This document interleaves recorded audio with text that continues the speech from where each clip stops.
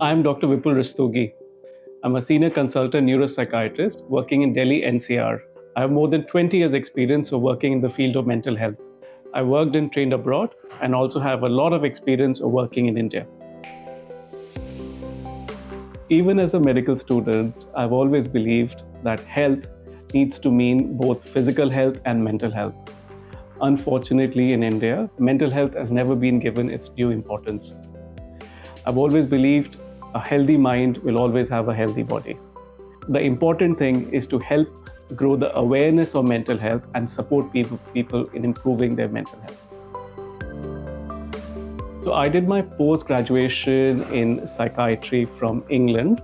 I worked and lived in England and trained in England for over 10 years. Apart from training in psychiatry, I also trained in neurology from the prestigious Queen Square Institute in England. I think the principal thing while working in this field is to have a collaborative approach, including the patients in all the decisions that you make for them. As a doctor, as a health professional in this field, I have to be non-judgmental, trying to support the patient with whatever difficulties they have. The treatment has to mean more than just taking medication. It has to be holistic. Patient has to be treated as a part of a multidisciplinary team. It should include psychotherapists, occupational therapists, psychiatric social workers, physiotherapists, discussion with pharmacists. A good treatment should always have inclusion of a multidisciplinary team. I specialize in general adult psychiatric health. I also specialize in neuropsychiatry, so looking at people with brain injuries, dementia, Parkinson's, substance abuse as well. The mental health support and treatment options have increased significantly over the last 10 years. When I started working in Gurgaon about 10 years ago, there was no inpatient psychiatric facility in Gurgaon. Sukoon provides us with one now. What I like about Sukoon is the clinical pathways that they have developed.